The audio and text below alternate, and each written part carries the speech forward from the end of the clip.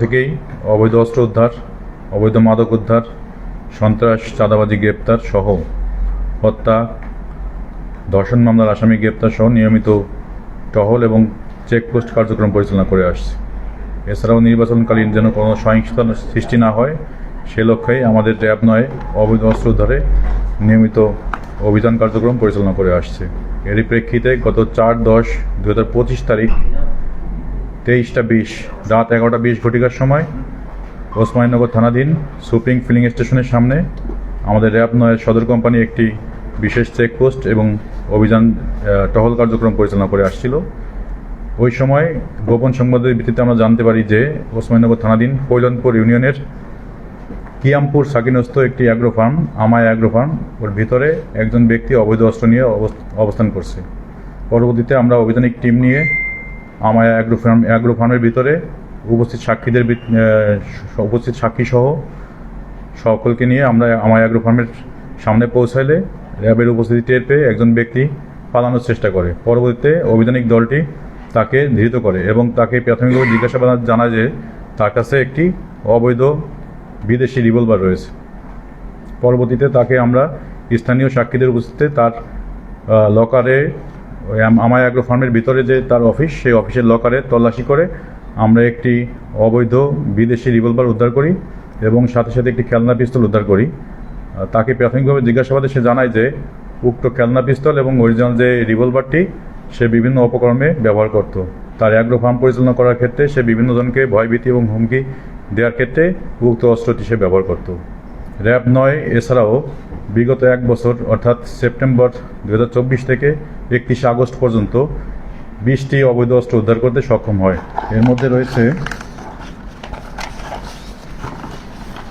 আমাদের গত 1 বছরে বিদেশি পিস্তল আছে 7টি উদ্ধার, বিদেশি রিভলভার 5টি, দেশি রিভলভার 2টি, গ্যাস গান 1টি, পাইপ গান 3টি, দোনালা বন্দুক দেশি 1টি, এয়ার গান 1টি। এই 20টি অস্ত্র গত 1 বছরে আমাদের উদ্ধার অভিযান রয়েছে।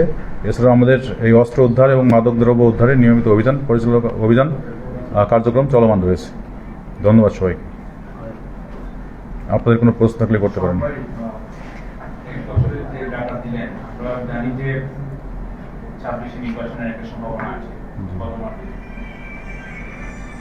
তো ইতিমধ্যে দেখেছি অন্যান্য যে আইন শৃঙ্খলা বাহিনী বিশেষ করে সীমান্ত কিন্তু চালানো শুরু হয়েছে, দুইটা চালানি কিন্তু বাংলা বাজার জাপান।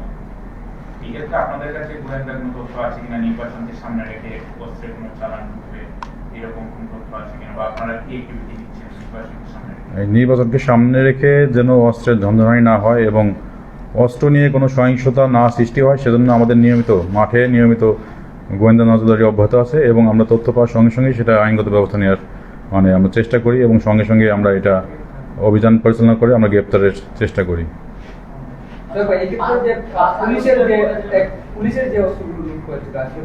জি, স্পেসিফিক কি বলতে পারবেন যে 5 আগস্টের পর থেকে মানে কতগুলো পুলিশের যে অস্ত্রগুলো উদ্ধার হয়েছে বা আপনাদের এই প্রক্রিয়াটা কতটুকু আছে? না, আমাদের র্যাব ৯ কর্তৃক 5 আগস্টের যে অস্ত্র লুট হয়েছে র্যাব 9 কর্তৃক আমাদের গ্রেপ্তার এখন পর্যন্ত নাই। অন্যান্য অস্ত্র উদ্ধার আছে আমাদের। এই প্রক্রিয়া চলমান রয়েছে। এটা টাফ বিষয়, বাট আমাদের যে মাঠে যে এফএসও তারা কাজ করছে, এখন পর্যন্ত সন্ধান পায়নি। পেলে অবশ্যই আমরা অ্যাকশনে যাব। যে ব্যক্তিকে আপনি ধৃত করেছেন অভিযানে, সেই ব্যক্তির রাজনৈতিক কোনো পরিচয় রয়েছে কিনা না, বা এই ব্যক্তি আসলে ইতিহাস সম্পর্কে কি জানা না সেটা বলবেন? না, আমরা রাজনৈতিক পরিচয় পাইনি। আমরা সেই ব্যক্তি হচ্ছে সামাদ মিয়া, ওই অ্যাগ্রো ফার্মের মালিক। তার অ্যাগ্রো ফার্মে কয়েকটি গরু রয়েছে। সে ওইখানে ওই ফার্মের অফিস কক্ষেই ছিল, ওইখানে সে অবস্থান করে। সে যাতে তার ফার্মের কার্যক্রম সঠিকভাবে পরিচালনা করার জন্য এবং তাকে যাতে কেউ হুমকি না দেয় সেজন্য সেই অস্ত্র দিয়ে বিভিন্ন জনকে ভয়ভীতি এবং হুমকি দিত এবং ভিডিওতে সেই অস্ত্রের ছবি বিভিন্ন জায়গায় পাঠাইতো। সে এই অস্ত্রের উদ্ধার সম্পর্কে সঠিক কোনো তথ্য দিতে পারেনি। আমরা তাকে জিজ্ঞাসাবাদ করেছি, বাট সে বলছে এই অস্ত্র দিয়ে সে ওই হুমকি এবং ভয়ভীতি প্রদানের জন্য সে ব্যবহার করতো। এটা সেটা সে এখনো আমরা তাকে জিজ্ঞাসাবাদ করে সেই তথ্যটা পাইনি। না, ফুটেজ পাইনি আমরা। তবে এই যে অস্ত্র, সেই অস্ত্রের ছবি যে সে বিভিন্ন জায়গায় সরবরাহ করতো, আমরা একটা সোর্স থেকে সেই অস্ত্রের ছবিও আমরা পেয়েছি এবং খেলনা সহ এই একই অস্ত্রের ছবি আমরা পেয়েছি, সেই অস্ত্র ছবি। ভাই, কোনো ধরনের সুনির্দিষ্ট কোনো অভিযোগ পেয়েছিলেন কিনা যে ওই ব্যক্তিটা এসে আপনাদেরকে অভিযোগ করেছে যে তাকে বইতে দেখানো হয়েছে ওই অস্ত্র? না, এই অভিযোগটা থানায় আসার কথা, আমাদের এখানে র্যাবের এখানে আসেনি। তবে সে নিজে বলছে যে অস্ত্র রাখলে তার ফার্ম পরিচালনা করতে সুবিধা হয়, তার ফার্মের বিভিন্ন ধরনের অথবা আসতে পারে, থ্রেট আসতে পারে, এজন্য সে অস্ত্র রাখতো আর কি, এই কাজে ইউজ করতো। সোহাগ ভাই, সামনে তো নির্বাচন, শিমুল আমার সহকর্মী বললো যে অস্ত্রকে আপনারা এই প্রশ্নের থেকে একটা তৎপরতা আছে, বাড়তি কোনো নজরদারি নাকি রেগুলার যেটা এইভাবেই চলছে? বাড়তি নজরদারি তো অবশ্যই আছে। আমরা এখন বেশি নজর দিচ্ছি হচ্ছে মাদকদ্রব্য উদ্ধার এবং অবৈধ অস্ত্র উদ্ধার, এটাই আমাদের মূল এখন টার্গেট। তাছাড়াও বিভিন্ন সন্ত্রাসী দমন, চাঁদাবাজ, জঙ্গি টঙ্গি আছে, তাদের গ্রেপ্তারেও আমরা সচেষ্ট হচ্ছি। আমাদের মূল টার্গেটে হচ্ছে এখন অবৈধ অস্ত্র উদ্ধার এবং অবৈধ মাদক উদ্ধার, এটা নিয়ে আমরা কাজ করছি।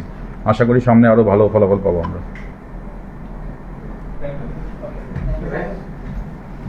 Thank you.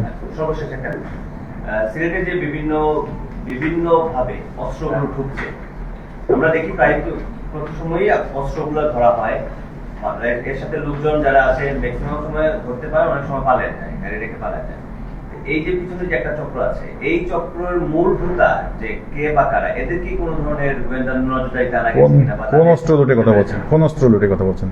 যে কোনো ধরনের যে অস্ত্রের চালানটা ঢুকে, তো ঢোকার পরে পরবর্তীতে দেখা যায় ওই ঢোকা পর্যন্তই শেষ হয়ে যায়, এটা কোনো ফলো আপ করছে না, কিনা? ওরকম চালানের ইনফরমেশন পেলে তো আমরা ধরেই ফেলি।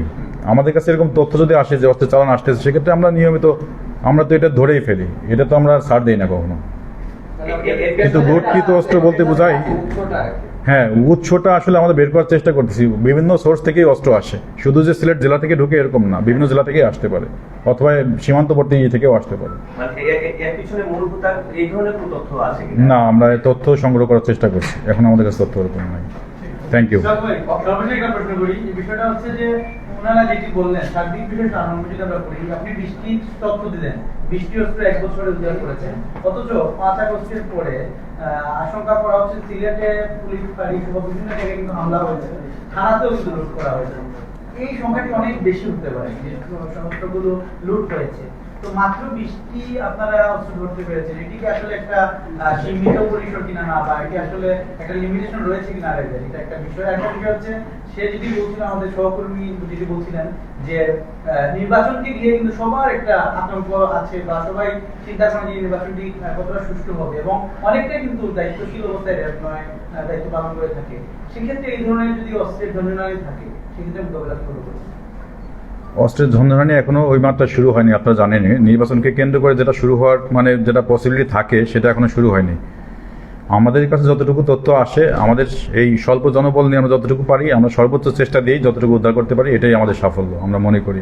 অন্যান্য অনেক ডিপার্টমেন্টের চেয়ে আমাদের সাফল্য মোটামুটি ভালোই আছে, আমি মনে করি এটা। Thank you. আমার একটা বিষয়, ছোট্ট একটা বিষয়। আমরা সাদা পাথর লুটের সাথে দেখলাম যে ইতিমধ্যে গতকালকেও একজনকে গ্রেপ্তার করা হয়েছে। অনেকেই মূল তারা এখনো রয়ে গেছে। আপনাদের পক্ষ থেকে মানে সাদা পাথর লুটের সাথে যারা জড়িত অভিযুক্ত তাদেরকে ধরার কোনো প্রয়াস আছে কিনা? এখানে মূল হোতা অনেক আছে, অনেক বাহিনী অনেক লিস্ট করেছে।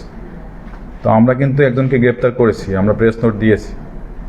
হ্যাঁ, আর এবেন সাদা পাথর উদ্ধারেও কিন্তু আমাদের র্যাব 9-এর বিশেষ সাফল্য আছে। 1 লাখ ঘনফুটের উপরে আমরা শুধু র্যাব 9 এককভাবে অভিযান পরিচালনা করে জেলা প্রশাসনের সহায়তা আমরা উদ্ধার করেছি 1 লাখ ঘনফুটের উপরে। আর বাকি যে 30-35 লাখ, আমি সঠিক সংখ্যাটা আমি বলতে পারছি না ঘনফুট, সেখানেও র্যাবের অবদান রয়েছে। র্যাব যৌথ অভিযানে অংশগ্রহণ করে বাকি যে পাথর উদ্ধার করে প্রতিস্থাপনের কাজ র্যাব 9-এর সহযোগিতাই হয়েছে। ধন্যবাদ সবাইকে। Thank you.